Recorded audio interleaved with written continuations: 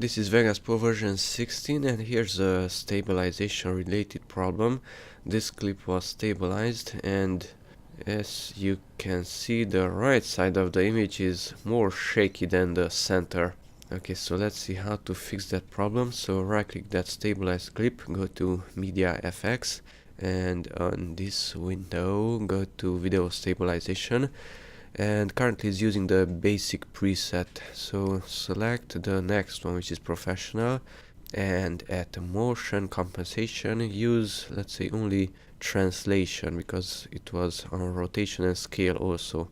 Use translation, wait a few moments until those dots appear, some processing is being done in the background, and now the right side is not shaking, only some distortion from the heat of the air or something like that.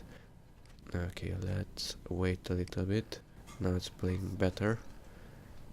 So that's with the translation, and that's with the translation, rotation and scaling. So as you can see, it is worst.